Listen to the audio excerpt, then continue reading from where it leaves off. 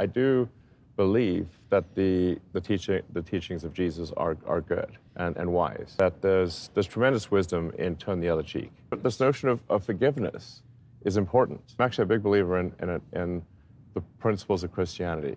I think they're very good. In what sense, then, are you not religious? Great question. Jordan Peterson did a very in-depth interview with Elon Musk recently, and according to Peterson, one of his primary motives was to figure out what Musk's religion was.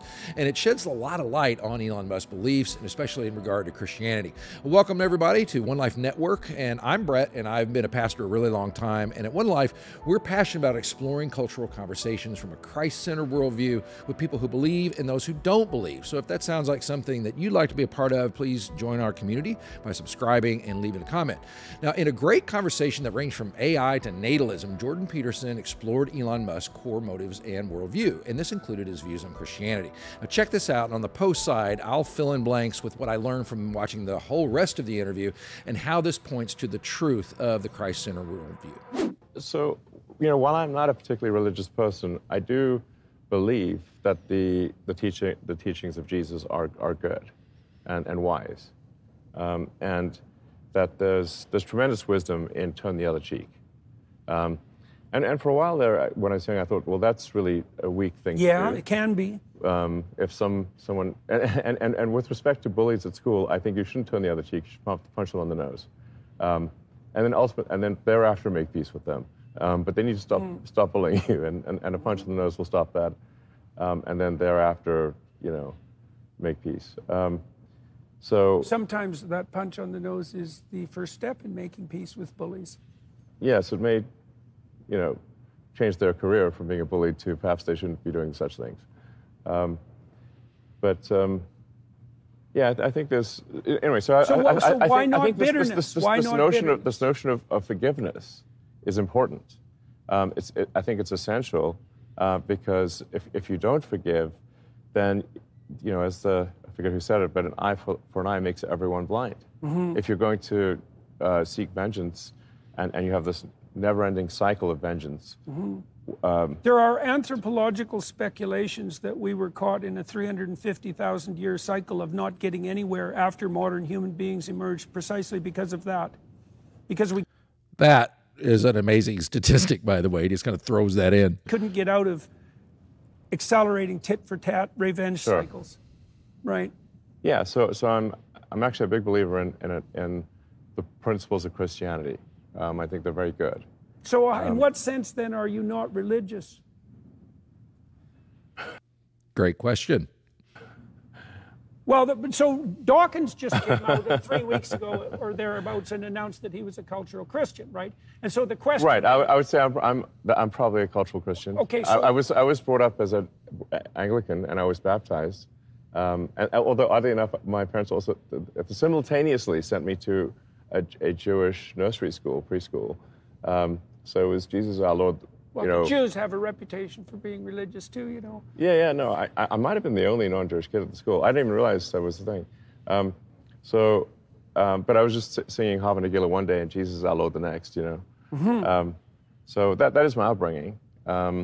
So when Dawkins announced he was a cultural Christian, the question that came to my mind right away was, okay, there's a bunch of things going on there. The first is Dawkins' proclamation or admission that if you compared different societies and their axiomatic suppositions, he would prefer the ones predicated on Christian axiomatic assumptions. I do think those are good ones. Okay, so that's why I asked you the question about why you would consider yourself not a religious person, because it seems to me that the essence of it isn't the statement that you abide by a particular Protestant creed, let's say. It seems to me much more akin to the notion that you believe that this set of axiomatic presuppositions is like the pronatalist presumption. It's correct, like it's not correct. It's going to lead to a better society, a society I think that we would prefer to be.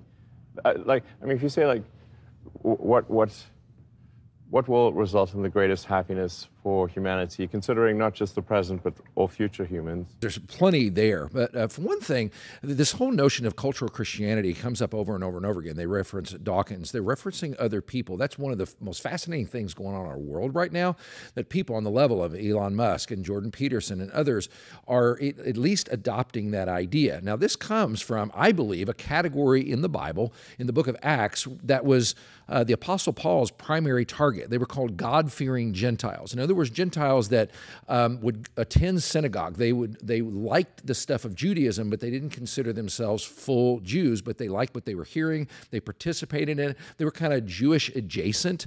And so the early Christians went after them as the most low-hanging fruit. I think that is our version of that, is what you're hearing with this whole cultural Christianity thing. And it's coming up because of guys like Elon Musk.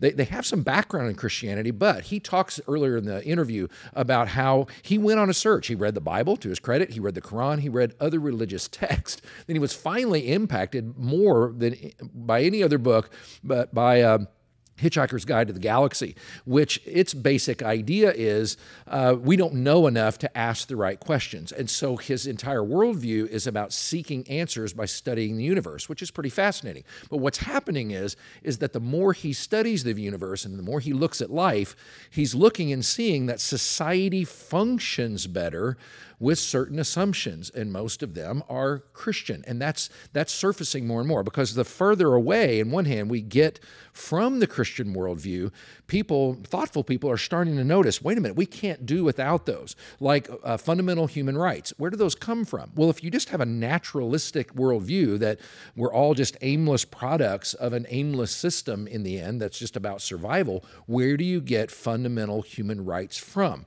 And if we give that up, what do we lose? And so on and on it goes that way. And so the challenge to all of us is really to think through the Christian faith from more than just kind of inside of our own church, but think about it in terms of society. What are the logical conclusions from various worldviews? Like Christianity, we believe that a personal God created all human beings special and gave them intrinsic value is one good example. The importance of forgiveness, the importance of transcendent moral categories, things of that. When you like that, and when you remove that, you can end up destroying the society. And so the kind of discussions that are going on like this are really, really interesting and helpful to understand that the Christian message goes well beyond just the walls of the church. It goes into society itself. If you want to know more about that and really go in depth on that, we've offered a series called Centered. We have a series of films that explains through all the different worldview categories in a way that hopefully are understandable. Check that out. Hope that helps. See you next time.